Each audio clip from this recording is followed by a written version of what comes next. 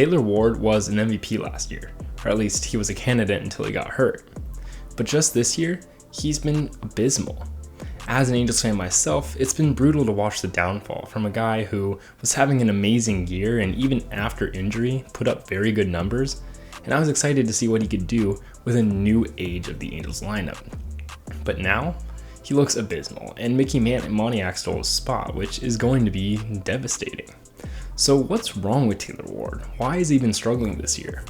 Let's take a look at all of his percentages and see what's going on with Taylor Ward and how he can fix it.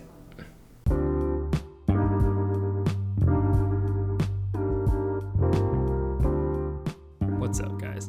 I'm Tyler Coker, and I'm your host for today's episode of Today with Tyler. I hope you enjoy. Let's first take a look at Ward's fantastic 2022 season. It had its ups and downs as well as some injuries and dips in production, but he was looking to be an MVP candidate until his hamstring injury in the young season. By the end of the year, Ward was hitting a triple slash of 281, 360, 473, with an OPS plus of 134. Although his MVP type numbers had a little fallen, he was still significantly above average and looked to be a threat in the lineup, already boasting Shohei Ohtani and Mike Trout. Ward's peripherals were looking great as well, barreling the ball consistently and hitting the ball to all parts of the field, and nearly all of his home runs were close to dead center. The future was looking insanely bright for Ward, especially considering this was his only breakout year, offering hope that he could build upon his successes in 2022. Ward started off 2023 cold, however. The promise was missing, as the month of April only had Ward batting a measly 206. Although May has been better for Taylor Ward, as his average in May has risen to 247, he's still far below his 2022 production, and the Angels are left sitting Ward in favor of Mickey Moniak, who's been extremely hot since filling in left field. This season, Ward's triple slash is just 222, 296, and 317. And while he does have plenty of time to figure it out before the end of the season, the Angels are greatly missing his offensive production at the top of the lineup. So why is Ward started off so cold? It doesn't take an analytical eye to see he's struggling at the plate, but now let's look at why he is and how much hope one can have for the future. Luckily, Ward's still hitting all over the field, and he's actually become more balanced than last year, nearly even toward all areas. But there's a massive difference between the hits this year and last year. Taylor Ward was a rather disciplined hitter in 2022, with a chase rate at just 20.6%. He strayed slightly from this discipline, however, and his chase rate has jumped to 27.4%.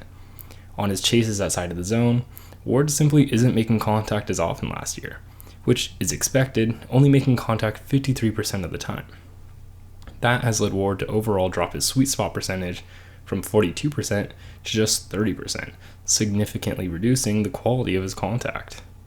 Ward was third in the entire MLB in sweet spots percentage last year, but now he's 132nd, and that lower quality of contact, partially due to his increased swings at poor pitches, has led Ward into a difficult situation. Last year, Ward was 11th in the MLB in line drive percentage at 27.1%, above elite hitters like Yordan Alvarez, Dansby Swanson, and Rafael Devers. This year, he's 152nd. Ward's line drive percentage dropped from 27.1% last year to just 18.9% this year, with his ground ball rate jumping from 35.5% to 43.2%. A significant part of his game has been changed. Ward relied on the consistent line drives from his simple swing, and his increased ground balls has led balls that normally dropped as hits to instead be routine plays. That change is the reason why Taylor Ward has struggled so mightily this season. The causes behind his fall actually provide hope for Ward. If Ward had a batting profile similar to last year, but was simply hitting more ground balls, it would be extremely hard to fix, as his vision would be the problem, and pitchers would begin to prey on that. But because the rise of ground ball percentage has a pretty direct cause, notably the increased swings at pitches he can't barrel, Ward has an issue that can be fixed. The Angels hitting coach, who truthfully does just about nothing, can work with Ward on his pitch selection, and that work will be able to get Ward back to what he knows best, hitting line drives to all sides of the field. If he improves his pitch selection, Ward could be back before the season ends. However, if he continues to swing at pitches outside of the zone and get on top of the ball, we could see Ward lose his spot entirely and fade away from the potent Angels lineup.